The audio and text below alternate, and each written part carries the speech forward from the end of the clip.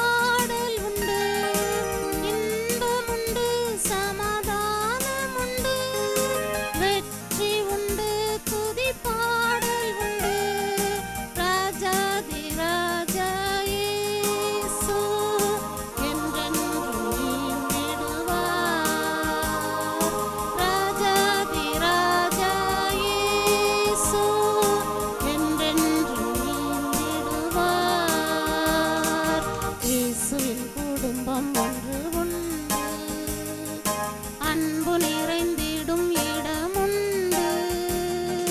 இயேசுவின் குடும்பம் ஒன்று உண்டு, அன்பு நிறைந்திடும் இடமுண்டு. நம் இரட்சகரும் ஆண்டவருமாகிய இயேசு கிறிஸ்துவின் ஈடு இணையற்ற நாமத்திலே அன்பு சகோதர சகோதரர்களுக்கு எழுந்து கொட்டும் ஊழியத்தின் சார்பாக வாழ்த்தலை தெரிவித்துக் கொள்கிறேன். உங்களுக்கு சமாதானம் உண்டாவதாக. இன்று கேள், தேடு, தட்டு என்கிற வார்த்தைகளை நாம் தியானிக்க போகிறோம். ஆதாரமாக ஒரு வசனத்தை வாசிக்கிறேன். மத்தேயு 7ஆம் அதிகாரம் 7ஆம் வசனம். கேளுங்கள், அப்பொழுது உங்களுக்கு கொடுக்கப்படும். தேடுங்கள், அப்பொழுது கண்டடைவீர்கள். தட்டுங்கள், அப்பொழுது உங்களுக்கு திறக்கப்படும்.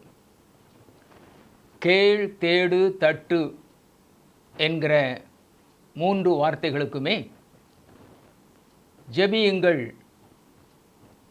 ஜெபம் என்றுதான் பொருள்.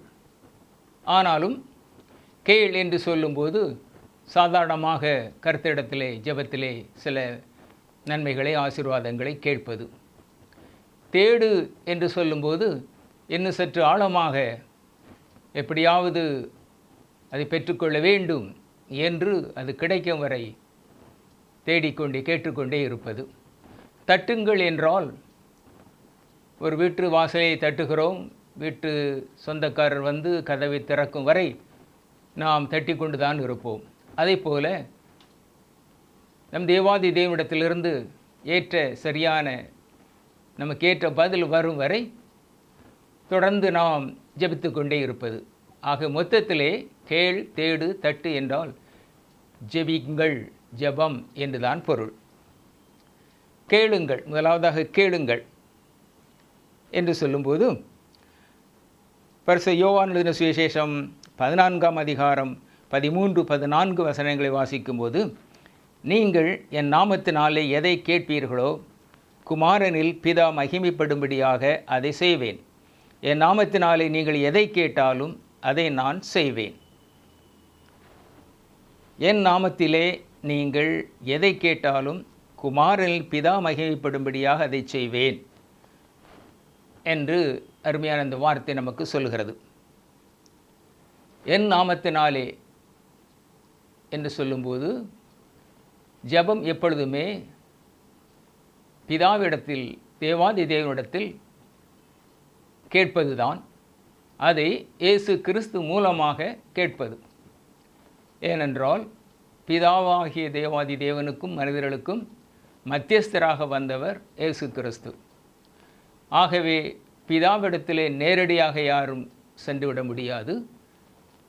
இயேசு கிறிஸ்து மூலமாகத்தான் நாம் பிதாவிடத்திலே போக வேண்டும். ஆகவே நீங்கள் என் நாமத்தினாலே எதை கேட்பீர்களோ அதை நான் செய்வேன் என்று இந்த வார்த்தை நமக்கு தெளிவாய் சொல்கிறது. எதை கேட்டாலும் அதை நான் செய்வேன். அடுத்தபடியாக கேட்கும்போது சந்தேகப்படாமல் நீங்கள் கேளுங்கள் என்றும் வேதவசனம் நமக்கு சொல்கிறது. யாக்கோபு 1ஆம் அதிகாரம் 5-6 வசனங்களில் வாசித்தோமானால், உங்களில் ஒருவன் ஞானத்தில் குறைவுள்ளவனாயிருந்தால் யாவருக்கும் சம்பூர்ணமாய் கொடுக்கிறவரும் ஒருவரையும் கடிந்து கொள்ளாதவருமாகிய தேவனிடத்தில் கேட்க கடவன், அப்பொழுது அவனுக்கு கொடுக்கப்படும். ஆனாலும் அவன் எவ்வளவாகிலும் சந்தேகப்படாமல் விசுவாசத்தோடையே கேட்க கடவன். சந்தேகப்படுகிறவன் காற்றில் அடிபட்டு அலைகிற கடலின் அலைக்கு ஒப்பாயிருக்கிறான் என்று இந்த அருமையான வார்த்தை நமக்கு சொல்லுகிறது. சந்தேகப்படாமல் நீங்கள் கேளுங்கள். கிடைக்குமோ கிடைக்காதோ, ஏதோ கேட்போம் என்று ஒருபோது நீங்கள் ஜெபிக்கக்கூடாது. சந்தேகப்படாமல் நிச்சயமாகவே என் தேவாதி தேவன் எனக்கு தருவார். அவர் ஜெபத்துக்கு பதில் தருகிறவர். என் ஜெபத்தை கேட்டு அப்படியே அதற்கு பதில் தருவார் என்று சந்தேகப்படாமல் நாம் விசுவாசத்தோடு கேட்க வேண்டுமாம். சந்தேகப்படுகிறவன் காற்றில் அடிபட்டு அலைகிற கடலின் அலைக்கு ஒப்பாயிருக்கிறான். இந்த பக்கம் அந்த பக்கம் இப்படியா அப்படியா என்று ஒரு கடல் அலையிலே சிக்கி இருக்கிற ஒரு துரும்பு விதமாக இங்கும் அங்கும் ஆடிக்கொண்டே இருக்குமோ, காற்றில் அசைந்து கொண்டே இருக்குமோ, அதை போலத்தான் சந்தேகப்படுகிறனுடைய நிலையும் இருக்கும். கிடைக்குமோ கிடைக்காதோ, வருமோ வராதோ, அங்கு போய் சேருவேனோ சேர மாட்டானோ என்று எப்போதுமே சிலருக்கு எல்லாவற்றிலும் சந்தேகம்தான். எல்லாவற்றிலும் சந்தேகத்தோடையே தான் செய்வார்கள், தொடங்குவார்கள், செய்து கொண்டும் இருப்பார்கள். நிச்சயமாக இதை நான் செய்து முடிக்க முடியும், இதை நிச்சயமாக பெற்றுக்கொள்வேன் என்று சந்தேகமே இல்லாதபடிக்கு நாம் எதையும் செய்ய வேண்டும், கேட்க வேண்டும். ஆகவே சந்தேகப்படாமல் நீங்கள் கேளுங்கள் என்று இந்த வார்த்தை மிக அழகாய் நமக்கு சொல்கிறது. இன்னும் கேட்கும்போது உங்கள் இச்சைகளை நிறைவேற்றும்படியாக நீ கேட்டால் அதுவும் சரியான ஜெபம் அல்ல.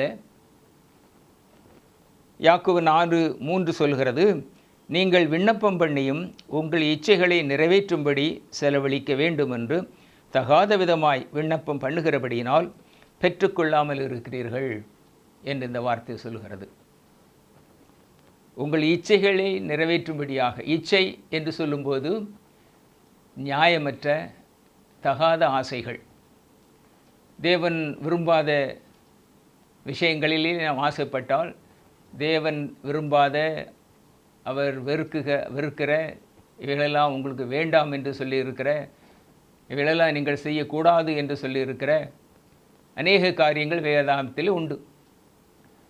அவைகள் மீது ஆசைப்பட்டு, ஆசை என்று சொல்வதை விட இச்சை, இச்சை என்றால் சரியான ஆசையே கிடையாது, தவறான ஆசை. ஆகவே உங்கள் இச்சைகளை நிறைவேற்றி நீங்கள் கேட்கிறபடியினால் தான் நீங்கள் பெற்றுக்கொள்ளாமல் இருக்கிறீர்கள் என்று யாக்கோபு 4:3 சொல்லுகிறது. விண்ணப்பம் பண்ணுகிறீர்கள், கேட்கிறீர்கள், நீங்கள் என்ன கேட்கிறீர்கள் என்று கர்த்தருக்கு தெரியும். ஆனால் உங்கள் இச்சைகளை நிறைவேற்ற, நியாயமற்ற ஆசைகளை, தகாத ஆசைகளை நிறைவேற்ற நீங்கள் கேட்கிறபடியினால் நீங்கள் கேட்பது உங்களுக்கு கொடுக்கப்பட மாட்டாது என்று வேதம் நமக்கு தெளிவாய் சொல்லுகிறது.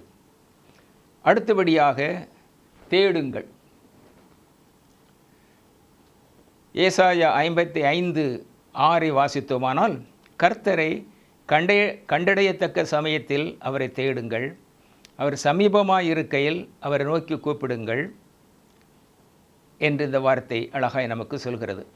கர்த்தரை கண்டடையத்தக்க சமயத்தில் அவரை தேடுங்கள், அவர் சமீபமாக இருக்கையில் அவரை நோக்கி கூப்பிடுங்கள். ஆகவே கர்த்தர் நமக்கு சமீபமாக இருக்கிற காலத்திலே அவரை நாம் தேட வேண்டுமாம். எப்போதும் அவர் நமது சமீபத்தில் இருப்பதில்லை. அதாவது தேவாதி தேவனை சொந்த இரட்சகராய் ஏற்று மனம் திரும்பி தேவன் விரும்புகிற வாழ்க்கை வாழுகிற மக்களோடு அவர் எப்போதும் தங்கி இருக்கிறார், அவரோடு கூட இருக்கிறார். ஆனால் இன்னும் மனம் திரும்பாத மக்களோடு அவர் நிரந்தரமாய் வாசம் பண்ணுவதில்லை.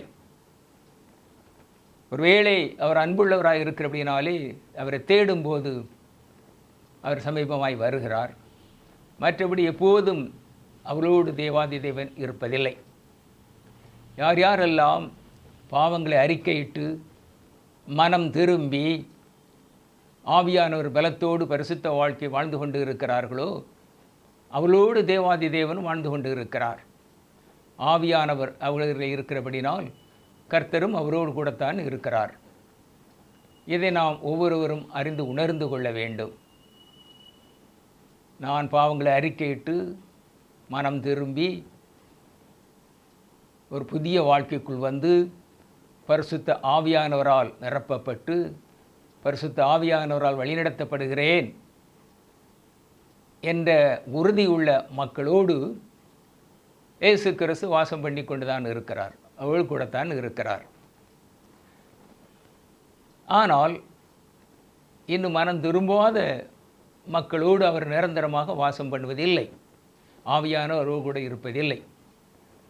ஆகவே கண்டடையத்தக்க சமயத்தில் தேடுங்கள் என்றால் கிருபையின் காலம், இது கிருபையின் காலம்.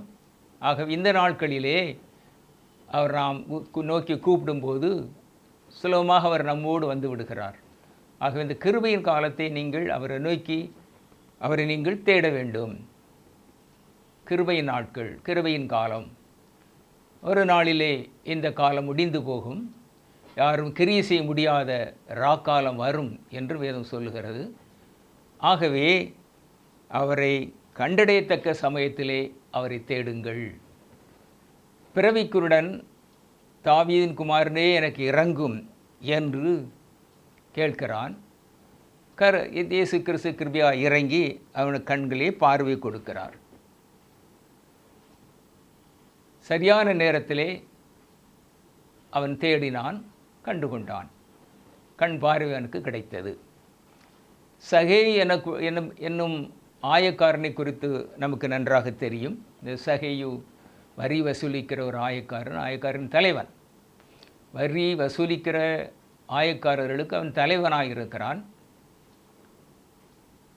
அவனுடைய சரியான வாழ்க்கை வாழவில்லை.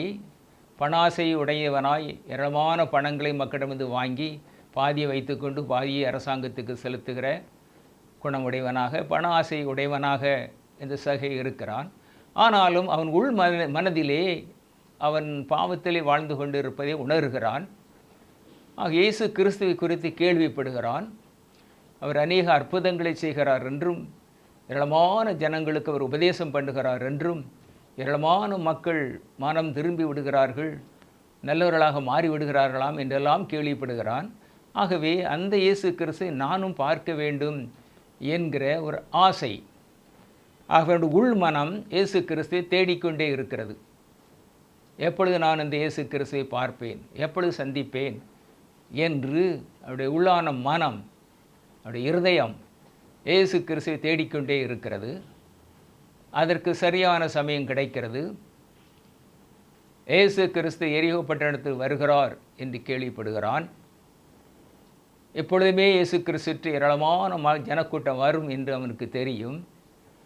ஆகவே இந்த ஜனக்கூட்டத்தின் மத்தியிலே அவரை காண்பது கடினம், ஏனென்றால் நான் குள்ளமான மனிதன் என்று அவன் ஒரு அருமையான வழியை கண்டுபிடிக்கிறான்.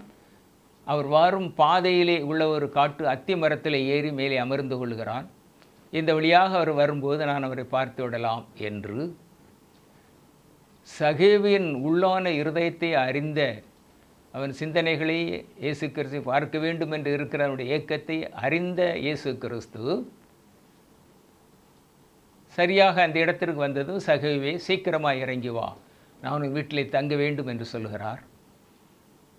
அவனுக்கு மிகுந்த ஆச்சரியம். வேக வேகமாக இறங்கி வந்து விடுகிறான். சகேவு அதற்கு முன்பு அவர் பார்த்ததில்லை. ஆனால் அவன் பெயரை சொல்லி, நீ சீக்கிரமாக இறங்கி வா, நான் உன் வீட்டிலே தங்க வேண்டும் என்று சொல்லுகிறார். அவன் உள்ளான இருதயம் அவரை தேடிக்கொண்டே இருந்திருக்கிறது. அது இயேசு கிறிஸ்து அறிவார். மனிதனுடைய இதயத்தில் உள்ளதை இயேசு கிறிஸ்து ஒருவருக்கு தான் தெரியும். பிசாசுக்கு அது தெரியாது. பிசாசு மனிதன் செய்கிற அவருடைய ஆக்ஷன் மூலமாக, செயல் மூலமாக அவர்கள் என்ன இதயத்தில் இருக்கிறது என்று உணர்ந்து கொள்ளுவான், கண்டு கொள்ளுவான்.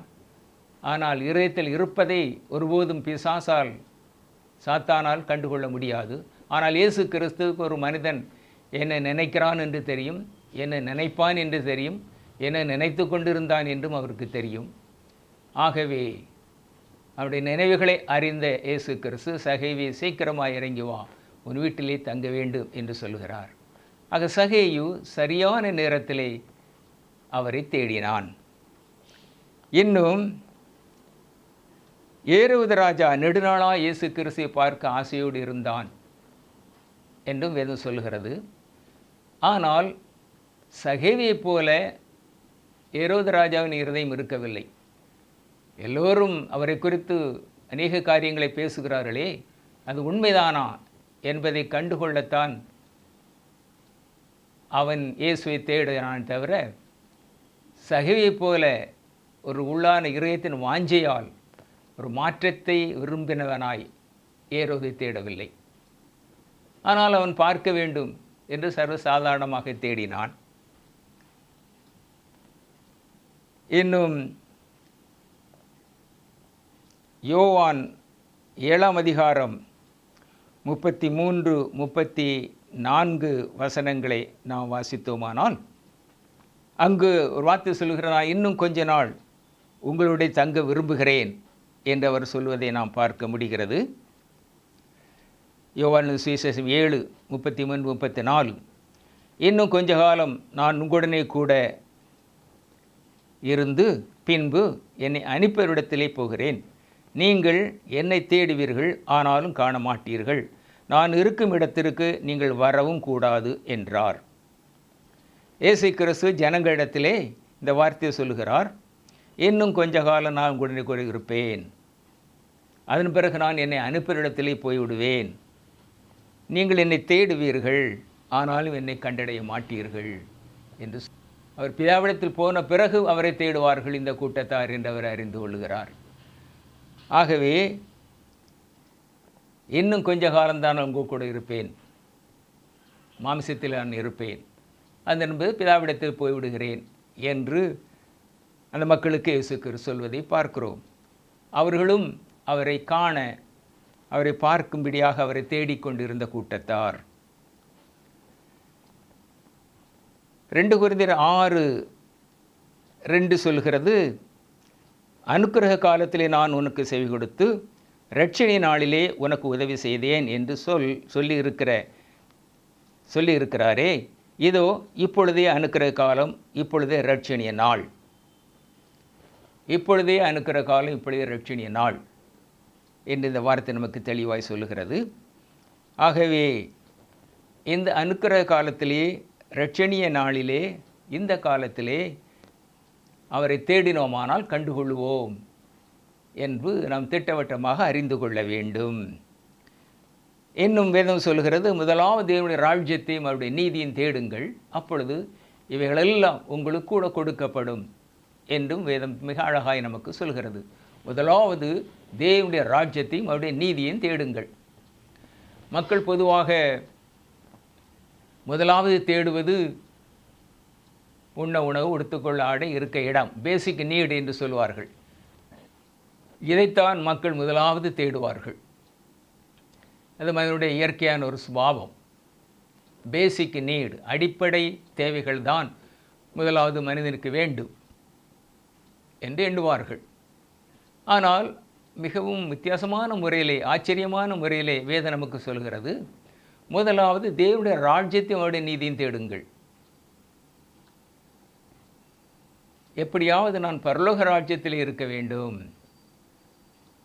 அதற்கு நான் தேவனுடைய நீதியை கண்டுபிடித்து அதன்படி வாழ வேண்டும் என்பதைத்தான் முதலாவது மனிதன் தேட வேண்டுமாம். எது தேவனுடைய நீதி என்று தேட வேண்டும், தேவனுடைய ராஜ்யத்தை எப்படி நான் போய் சேர முடியும் என்று அவன் தேட வேண்டும் என்றுதான் வேதம் மிக அழகாய் நமக்கு சொல்கிறது. ஆனால் கேட்பதற்கு மிக வித்தியாசமாக இருக்கும். சாதாரண மனிதர்கள் ஒத்துக்கொள்ள மாட்டார்கள். முதலாவது தேவை பேசிக் நீடு தானே, அடிப்படை தேவைதானே, உண்ண உணவு, உடுத்துக்கொள்ள ஆடை, இருக்க இடம். இவைகள் இருந்த பிறகு அல்லவா மனிதன் கடவுளை தேட வேண்டும், தேடுவான் என்று சாதாரணமாக மக்கள் எண்ணுவார்கள். அது நியாயமாக கூட தோன்றும். ஆனால் வேத வசனம் மிக வித்தியாசமான முறையிலே ஜனங்களுக்கு வழிகாட்டுகிறது. முதலாவது தேவனுடைய ராஜ்யத்தினுடைய நீதியை தேடுங்கள், இதை தேடாதேங்கள், இதை நீங்கள் தேடும்போது, தேடாமல் இருக்கும்போதே உங்களுக்கு தானாக வந்து கிடைக்கும் என்று ஒரு அருமையான விளக்கத்தை அந்த வசனம் சொல்கிறது. முதலாவது தேவனுடைய ராஜ்யத்தை தேடுங்கள், நீங்கள் தேடாமலே உண்ண உணவு, உடுத்துக்கொள்ளாடை, இருக்க இடத்தை எல்லாம் அவர் உங்களுக்கு தருவார். இவைகளை தேடி தேடி அறிந்து கொண்டே இருந்தால் பேசிக் நீடுகளை, அடிப்படை தேவையை தேடிக்கொண்டு தான் தேடிக்கொண்டே இருக்க வேண்டியதுதான். ஆனால் தேவனுடைய ராஜ்யத்தை அவருடைய நீதி தேடினால் இந்த அடிப்படை தேவை தானாக நாம் தேடாமலே வந்து கிடைத்துவிடும் என்று எதுவும் சொல்கிறது. ஆகாயத்து பறவை கவனித்து பாருங்கள், அவர்கள் விதைப்பதும் இல்லை, அறுப்பதும் இல்லை, களஞ்சியங்களை சேர்த்து வைப்பதும் இல்லை, அவளை தேவன் பிழைப்பூட்டுகிறாரே. காட்டு புஷ்பத்தை கவனித்து பாருங்கள், சாலமோன் முதற்கொண்டு தன்னுடைய சர்வ மகிமையிலும் அவைகளில் ஒன்றை போலாயிலும் உடுத்திருந்ததில்லை. ஆகவே நீங்கள் ஏன் உண்ண உணவுக்கு உடுத்துக்குள் ஆடியும் கவலைப்பட்டு கொண்டு இருக்கிறீர்கள் என்று இந்த வார்த்தை மிக மிக அழகாய் நமக்கு சொல்லுகிறது. ஆகவே முதலாவது நாம் தேட வேண்டிய தேவனுடைய ராஜ்யத்தை. இன்னும் தட்டுங்கள் என்ற ஒரு வார்த்தை வேதத்தில் உண்டு. தட்டுங்கள் என்றால் பதில் வரும் வரை தட்டிக்கொண்டே இருப்பது. அதாவது பதில் கிடைக்கும் வரை ஜெபித்து கொண்டே இருப்பது. அதான் உள்ளானதனுடைய பொருள், தட்டுங்கள். ஆனால் இதுவும் சரியான நேரத்தில் செய்யப்பட வேண்டும். 5 கன்னிகைகள் வந்து கதவை தட்டினார்கள். ஆனால் கதவு பூட்டப்பட்டு பெர்மனண்டாக பூட்டப்பட்டு போய்விட்டது. மணவாளன் வந்து விட்டார். ஆகவே அவர்களுக்கு கதவு திறக்கப்படவில்லை. காலத்தை பிரயோஜனப்படுத்தாமல் விட்டுவிட்டார்கள். மிக கேர்லெஸ்ஸாக, புத்தீனமாக 5 கன்னிகள் நடந்து கொண்டார்கள். 10 கன்னிகளிலே 5 கன்னிகள் மணவாளனை சந்திக்க ஆயத்தத்தோடு விழிப்போடு இருந்தார்கள். ஆயத்தம் என்றால் விளக்கு, எண்ணெய், இன்னும் தூங்காமல் இருப்பது, விழித்திருப்பது. ஆக ஆயத்தத்தோடு விழிப்போடு இருந்தார்கள். ஆனால் 5 கன்னிகைகள் ஆயத்தம் இல்லாமலும் இருந்தார்கள், விழிப்போடும் இல்லை. எண்ணெய் குறைந்து போய்விட்டது. ஆகவே எண்ணெய் வாங்குவதற்கு கடைக்கு போய் வாங்கி கொண்டு வருவதற்குள்ளாக மணவாளன் வந்து விட்டார். கதவு பூட்டப்பட்டு விட்டது. ஆகவே அவர்கள் ஏமாற்றம் அடைந்து விடுகிறார்கள். ஆக அவர்கள் தட்டியும் கதவு அவர்களுக்கு திறக்கப்படவில்லை. லூக்கா 13:25 இதை நாம் வாசிக்கிறோம். ஆகிய அன்பு தேவ ஜனமே, கேளுங்கள், தேடுங்கள், தட்டுங்கள் என்று சொல்கிற இந்த வார்த்தையின் மெய்யான பொருள் ஜெபம்தான். சூழ்நிலைக்கு ஏற்ப, சமயத்திற்கு ஏற்ப நாம் செய்கிற ஜெபங்கள் தான் கேளுங்கள், தேடுங்கள், தட்டுங்கள் என்பது மெய்யான பொருள். பொதுவாக ஏராளமான மக்கள் கேட்பதும் இல்லை, தேடுவதும் இல்லை, தட்டுவதும் இல்லை. அதாவது ஜெபிப்பதே கிடையாது. ஏராளமான மக்கள் கேர்லெஸ்ஸாக, மிக ஒரு ஆவியோடும் உண்மையோடும் ஒரு ஆழ்ந்த ஒரு வேண்டுதலோடும் உருக்கமாய் இரக்கமாய் பணிவாய் கேட்க மாட்டார்கள். சர்வசாதாரணமாக அது சொல்லிவிட்டு போய்விடுவார்கள். பரமண்டலில் எங்கள் பிதாவே உடைய நாமம் பரிசுத்தப்படுவதாக, உடைய ராஜ்யம் வருவதாக என்று வேகமாக சொல்லி முடித்துவிட்டு ஜெபித்து விட்டோம் என்று சொல்லிவிடுவார்கள். ஆனால் உண்மையான ஜெபத்தின் பொருள் உண்மையாய் கேட்பது, உண்மையாய் உண்மையாய் தட்டுவது. ஜெபத்திலே ஒரு ஆழ்ந்த ஒரு மிக ஒரு ஏக்கமான ஒரு ஆழ்ந்த ஒரு சிந்தையோடு வாஞ்சையோடு கருத்தாய் ஜெபிக்க வேண்டும். பெயருக்காக ஜெபிப்பதல்ல, கருத்தாய் ஜெபிக்க வேண்டும், விசுவாசத்தோடு ஜெபிக்க வேண்டும். நிச்சயமாகவே கர்த்தர் இதை செய்வார் எங்கள் மன உறுதியோடு ஜெபிக்க வேண்டும். அப்படி ஜெபிப்போமா? அப்படியே நாம் கேட்போம், தேடுவோம், தட்டுவோம். கர்த்தர் நமக்கு உதவி செய்வாராக. மகா இரக்கமுள்ள தேவாதி தேவனே, கேளுங்கள் அப்பொழுது உங்களுக்கு கொடுக்கப்படும் என்று சொல்லி இருக்கிறீர். தட்டுங்கள் உங்களுக்கு திறக்கப்படும் என்று சொல்லி இருக்கிறீர். தேடுங்கள் கண்டடைவீர்கள் என்று சொல்லி இருக்கிறீர். ஆகவே நாங்கள் உம்மிடத்திலே கேட்கவும் தேடவும் தட்டவும் கிருபையாய் இறங்கி எங்களுக்கு நீ உதவி செய்ய வேண்டும் கர்த்தாவே. பெயருக்காக அல்ல, வெளிப்படையாக மக்களுடைய பார்வைக்காக அல்ல, கருத்தாய் ஆவியிலே நிரம்பி ஜெபித்து கேட்டு தட்டி இன்னும் கிருபைகளை நன்மைகளை பெற்றுக்கொள்ள உமது பிள்ளைகளுக்கு உதவி செய்வீராக. நன்றியோடு ஸ்தோத்திரிக்கிறோம். உங்கள் இயேசு கிறிஸ்து நாமத்திலே ஜெபிக்கிறோம் எங்கள் நல்ல பிதாவே. ஆமேன், ஆமேன். கர்த்தர் உங்களை ஆசீர்வதிப்பாராக.